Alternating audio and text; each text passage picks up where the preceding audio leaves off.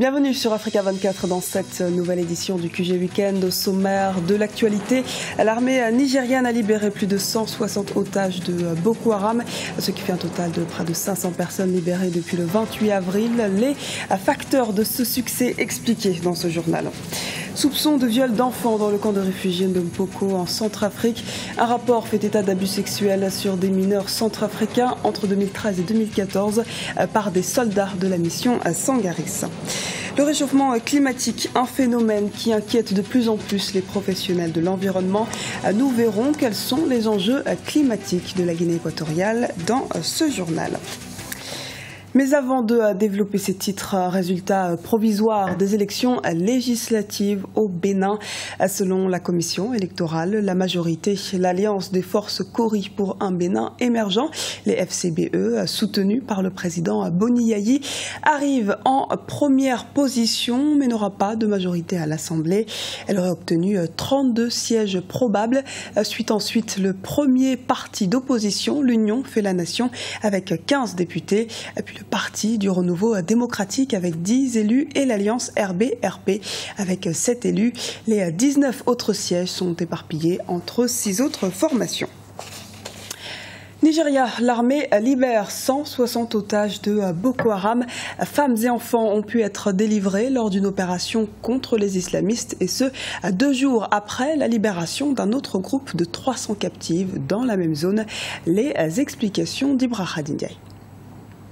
À chaque jour, son lot de bonnes nouvelles sur le front dans la lutte contre la secte islamiste Boko Haram. L'armée nigériane a annoncé jeudi avoir libéré 160 femmes et enfants retenus par Boko Haram. Un résultat qui s'explique par plusieurs facteurs, notamment par la volonté politique et militaire de la coalition, composée du Cameroun, du Tchad, du Niger. Je ne pense pas qu'on puisse vraiment parler de vigueur soudaine. Je crois que le mouvement Boko Haram est sur le déclin.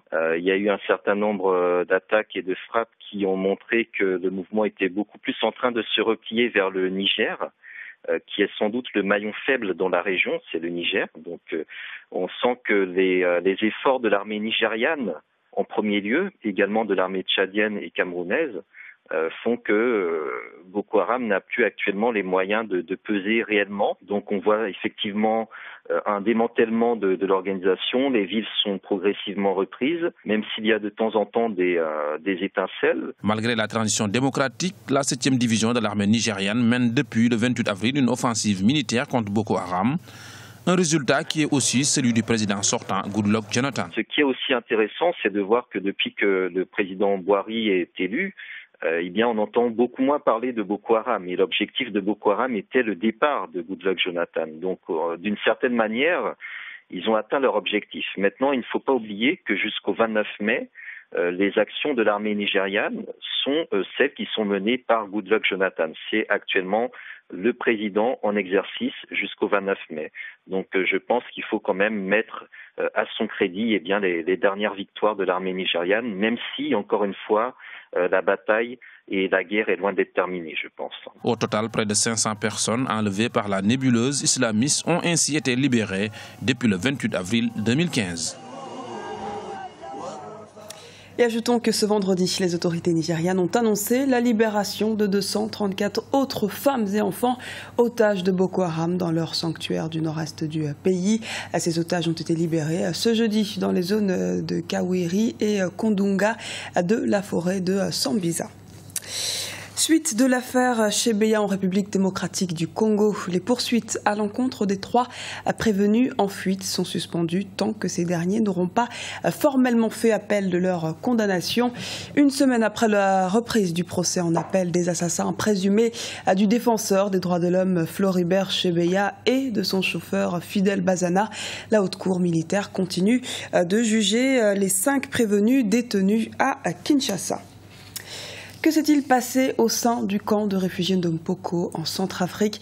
Près d'une vingtaine de militaires étrangers font l'objet d'une enquête mandatée par les Nations Unies. Des témoignages d'enfants âgés de 9 à 13 ans affirment avoir été abusés sexuellement par des membres de l'opération Sangaris déployée pour favoriser le retour de la paix en Centrafrique. Le point tout de suite avec Kekeli Afeto. soupçonnés d'abus sexuels sur des mineurs centrafricains entre décembre 2013 et juin 2014. Des soldats français de l'opération Sangaris font objet d'une enquête judiciaire. Ouverte depuis juillet 2014 en France, la procédure est menée sur la base de rapports de l'ONU transmis aux autorités françaises le 29 juillet 2014 sans être rendus publics. C'est une question qui est très ambiguë et très complexe. À ma connaissance, c'est que le ministère de la Défense a saisi le parquet de Paris en juillet 2014 pour que cette culpabilité soit clairement établie et que les responsables de ces actes soient sévèrement punis. Et par ailleurs aussi, il y a des investigations qui ont été menées. Celles-ci ont été confiées au commandement de la gendarmerie prévôtale qui joue le rôle par ailleurs de police des polices au sein de l'armée. Les faits incriminés se seraient déroulés dans le cadre de la MINUSCA, la mission onusienne en République centrafricaine. Pour certains analystes, le phénomène n'est pas véritablement nouveau. Les Nations Unies ont déjà dû faire face à plusieurs scandales de pédophilie dans ses rangs lors des opérations de maintien de la paix. Simplement, ce sont des questions, encore une fois, qui sont très sensibles. Les cas de viol ou que ce soit entre adultes ou sur les enfants sont toujours très complexes à identifier. Et là, il faut du temps pour clarifier cela. Simplement, dans le cadre des opérations de maintien de la paix, l'on n'a pas toujours les mains libres, encore moins la possibilité d'enquêter sur des théâtres de conflit. Il faudrait peut-être que dans des situations de stabilisation post-conflit, que des dossiers pareils ressurgissent et que la justice soit dite. La MINUSCA est l'une des plus importantes opérations de maintien de paix de l'ONU, avec près de 8000 soldats déployés provenant de 30 pays dont la France. Elle a été mise en place officiellement le 15 septembre 2014 pour tenter de sécuriser un pays livré aux violences interreligieuses, entraînant une instabilité sociopolitique. 100 milliards de francs CFA, c'est le montant levé par la Côte d'Ivoire afin de dynamiser le secteur des technologies de l'information et de la communication.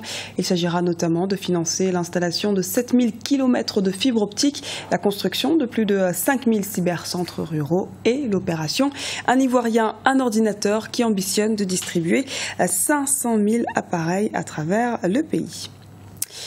La problématique du climat au cœur des préoccupations du continent. À 7 mois de la conférence Climat Paris 2015 qui doit aboutir à l'adoption d'un accord universel sur ce thème, plusieurs experts en environnement sensibilisent au changement climatique. Et c'est actuellement le cas à Malabo, en Guinée équatoriale, comme nous l'explique Serge Kofi, notre correspondant en Guinée équatoriale. Le changement climatique?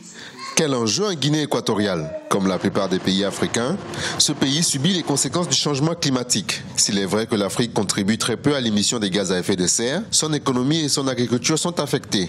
Sur les côtes équato-guinéennes, les effets des changements climatiques sont perceptibles. Érosion côtière ou encore changement de température. Nous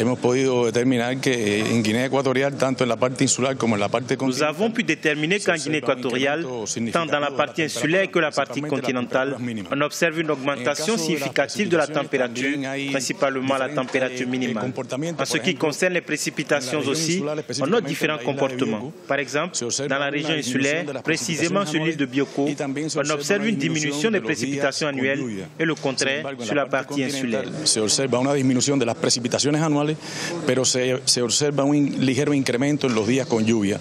L'enjeu environnemental équato-guinéen est aujourd'hui de s'adapter à ces changements, mais aussi de contribuer à l'effort mondial de diminution des gaz à effet de serre. Parmi les résolutions du pays, l'utilisation du gaz produit dans l'industrie pétrolière pour créer de l'électricité, la mise en place des centrales thermiques et des réserves naturelles à Oreca sur l'île de Bioko et dans la forêt de Monte-Allen dans la région continentale afin de préserver les écosystèmes. Pour prévenir les effets des changements climatiques, nous avons élaboré le plan national pour la conservation de l'environnement de façon générale. Au niveau du changement climatique, il a été adopté un plan national d'adaptation à ces changements. Nous pensons que le développement et l'environnement ne doivent pas être antagoniques, ils doivent avoir une synergie. Les experts réunis ici à Malabo veulent faire adopter des gestes au quotidien susceptibles de réduire les émissions de gaz à effet de serre. Au niveau gouvernemental, tous plaident pour la mise en place d'un service de météorologie et une entrée du pays dans l'Organisation météorologique mondiale. Ce journal a été réalisé par l'ensemble de la rédaction. Merci pour votre fidélité. Retrouvez dans un instant une nouvelle édition de l'actualité sur Africa 24.